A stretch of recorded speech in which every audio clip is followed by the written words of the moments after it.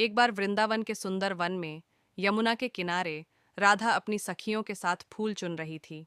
उसके हाथों में कमल का फूल था और उसके चेहरे पर एक अद्भुत चमक। राधा का मन कृष्ण के विचारों में खोया हुआ था। तभी दूर से कृष्ण की बांसुरी की मधुर धुन सुनाई दी।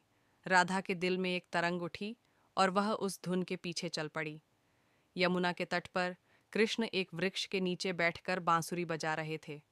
उनके चारों ओर गोपियां, पशु पक्षी और प्रकृति भी उनके सुर में खोई हुई थी।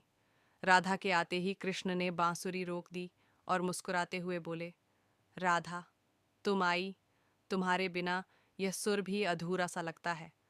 राधा शर्मा गई और बोली, कन्हैया, तुम्हारी बांसुरी तो सबको अपने वश में कर लेती है, फिर भी तुम मुझे याद करते हो। कृष्ण ने गहरी निगाहों से राधा की ओर देखा और बोले, राधा, तुम मेरा वह स्वर हो जो मेरी बांसुरी में नहीं, मेरे दिल में बजता है। तुम्हारे बिना मेरा संगीत अधूरा है। राधा ने थोड़ी सी नाराजगी से कहा, तो फिर तुम इतने दिनों तक कहाँ थे? तुम तो अपने राजकाज में व्यस्त हो, हम गोपियों को भूल जाते हो। कृष्ण ने हंसकर राधा का हाथ पकड़ा और बोले, राधा, प्रेम व्यस्तता में नहीं खोता। यह तो वह नदी है जो सदा बहती रहती है, चाहे कितने ही पत्थर रास्ते में आए। मैं तुमसे दूर नहीं, तुम मेरे अंदर हो। राधा का मन शांत हुआ, पर उसने पूछा, कन्हैया, यह प्रेम क्या है? लोग इसके लिए तरसते हैं, फिर भी दुख पाते हैं।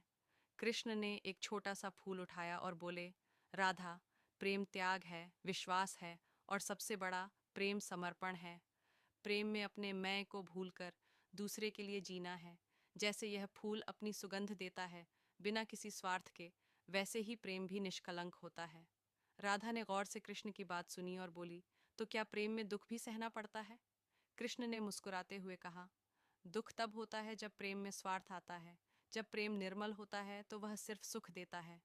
राधा, तुम मेरा प्रेम हो और मैं तुम्हारा। हम दोनों एक दूसरे के लिए जीते हैं। इसमें कोई दुख नहीं, सिर्फ आनंद है।